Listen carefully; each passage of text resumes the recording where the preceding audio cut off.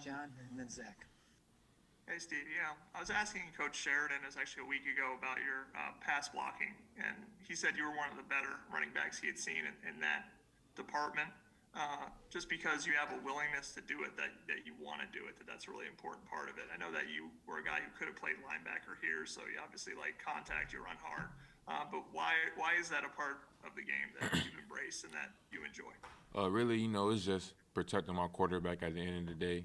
Especially if I want to get to the next level. I know that pass prone is definitely something I have to be good at, other than just running the ball. Protecting the quarterback and knowing my pass protections and making sure the quarterback can be able to get the ball out to the receivers and just to help us make plays. So, really, I feel like just pass prone. That was something I worked on this whole summer, and I just really developed like a great love for pass blocking, honestly. So I feel like that's just really the next step in my game to help increase me as a player and to help this team. All right, Zach, and then Rick Bozich. Kind of a question for a veteran about a young guy, but Saturday was the first time we saw Tim Baldwin. I imagine you've seen a lot more of him than we have, but just kind of where do you think he's grown in the months you've been together? I know it's been a chopped up offseason, probably for the freshmen especially, who've been trying to get their feet under him with everything going on, but just where do you think he's grown in kind of that running back rotation for you guys? Man, Tim's going to be a great player definitely here in a few years. Once he gets his chance and, to get his time to shine, he's going to be a great player. He's young, but he's learning. He has great mentors ahead of him just to show him the ropes and the courses of, how to get through with college football. So I feel like, Tim, he comes to practice every day, hard working and just willing to learn any new thing to help his game improve. So, just give it a few years or maybe a year, and you see Tim bursting on the scene for sure. Rick, and then Dylan Wallace. Yeah, Stevie, you're one of the veterans on the team. This is the third time you played Ohio State. How does the confidence level and outlook of the team compare this season to maybe the last two times you played them? Definitely, a whole new mindset, especially going into this game unbeaten and, just going to practice every day, just taking it each practice day by day and just building that team chemistry as we try to get better, This last week, we didn't really execute that well in the red zone in the second half, so, that's just something we've been trying to work on with the start of week of practice and just keep moving forward. All right, Dylan, then Rabbi. Stevie, the last two games, you guys have had pretty long drives to kind of close it out, not give 5-minute drives and just mainly consisting of run plays. I mean, how much did that do for sort of your confidence to be able to run the ball and just kind of eat the clock and then close games out? I'm just trying to do my job. Just being a team player, just trying to make plays whenever my name is called. So if we got to run the clock out just to get the game over with, I'm gonna go ahead and do that. Just play it smart, protect the ball, and just just try to get the W so we get to where we got to go. Rabbi, then Paul Gable. Hey, man, just the fact that Indiana has earned a top 10 matchup. Fox, their pregame show is going to be there. It's number 10 or number 9 now versus number 3. What do you feel you guys have accomplished just to get to the point to have Indiana football on a stage like this? Definitely, I feel like one thing we improved on was finishing.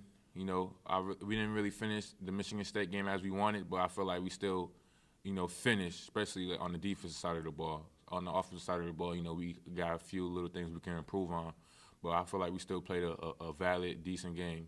And, I feel like this season we just been focusing on finishing games off and just executing the plays, going out there and making the plays and not coming up with excuses on why we couldn't make the play, So really just having our coaches back while our coaches have ours and we just, playing for each other, just living out that LEO on the field and off the field. All right, Paul, then Stefan. Hey, Stevie, last week at Michigan State, you guys were down two starters on the offensive line. Talk about the job that they did, especially Luke Haggard, for you guys.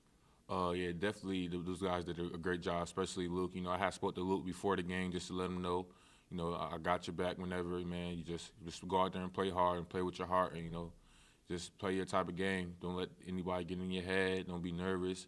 You might have a little butterflies in the beginning, but as the game goes on, those eventually go away. So, I just was keeping his head on straight, keeping him positive, and just letting him know there's gonna be, a dog fight. But at the end of the day, your teammates got your back, and we're gonna make sure you're good.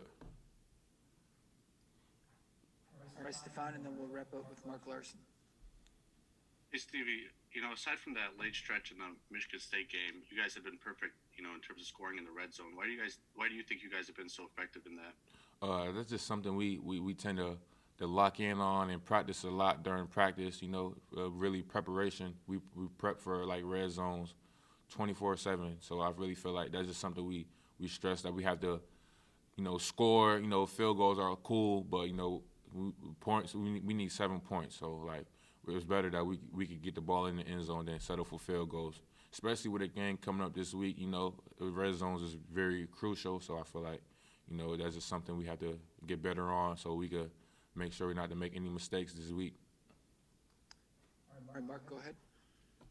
Hey, Stevie, you told us in the preseason that Indiana was about to show something that you guys were belong in the elite. You've done that so far. Impressive 4-0 start, but not everybody's convinced. What's it going to take? Man, hey, we just gonna keep going out there playing our type of game and just keep playing it humbly, doing it humbly, and just playing Indiana football at the end of the day.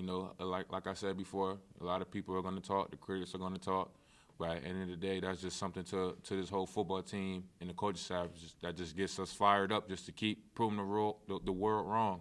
So we got this week. This week is the top 10 matchup to definitely go out there and continue doing that, and I'm very excited for the moment. Are you surprised you're 21-point underdogs? Hey man, I don't really pay attention to like the spreads and all that. Really, I'm really just a game player. I just go out there and just play football. All that stuff is really for the media. I don't really tend to pay attention to that. All right, Stevie, thank you. I appreciate you guys. Tom Bruce.